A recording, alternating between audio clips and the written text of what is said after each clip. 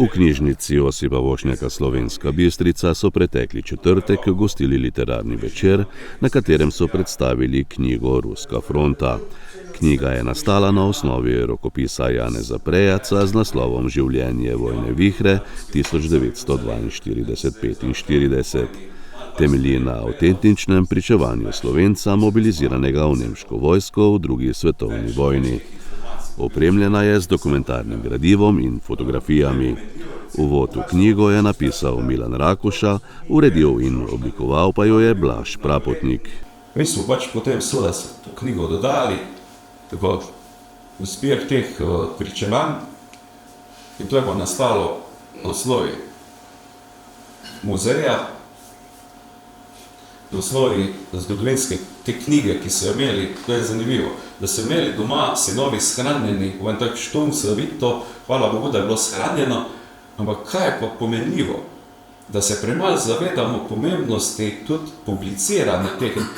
Trije sinovi, eden je profesor zgodovine, sicer tudi pokoj, in ni imel on toliko čuta, da bi svojega očeta, spominski zapis, ki ni bil več anatema, zdaj v današnjih časih o tem lahko govorimo, tukaj po vojni so seveda to skrili, pa dali, ne vem, na streši, da ni on tega iniciral, tako je pa Milan, ko je to zagledal, rekel, to mora biti med ljudi, to mora biti sploh za tiste, ki nas zanima, pa za one, ki jih pa ne, je pa, da so zgodovinski spomin, ne utrpijene lukne, ki jih je marsikaj še.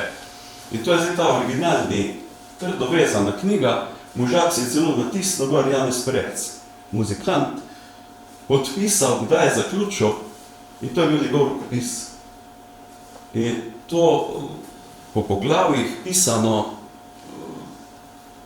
živahni jezik, in to je tak unikum v literaturi, da se je človek imel to tudi, ker je bil razgledan, tudi kasneje bil še knjižničar, zelo tak kšajt, če rečem pa domače.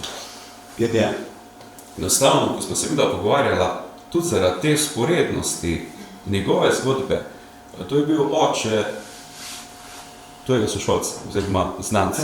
Tako, očeta sta bila tudi tako medal s tem Falčekom, je dal knjigo, dol prebrat, pa tudi moj oče pa njegov oče sta bila znanca.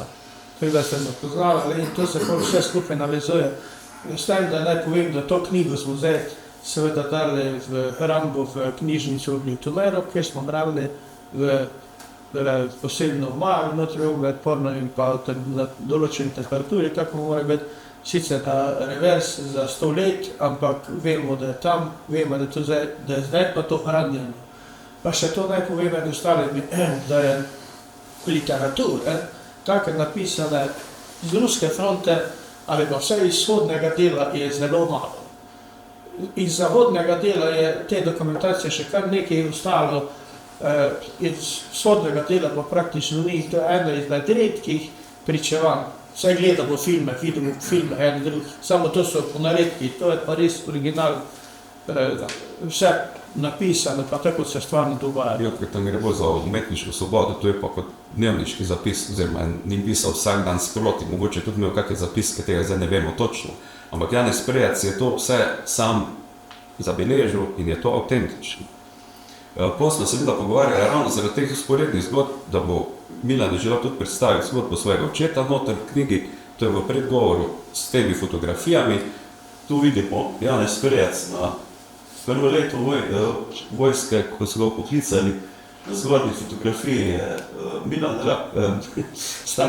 Stanko Rakuša, oče Milano na desni, še v stari jugoslovanski vojski. To je zanimivo, to je tudi bolj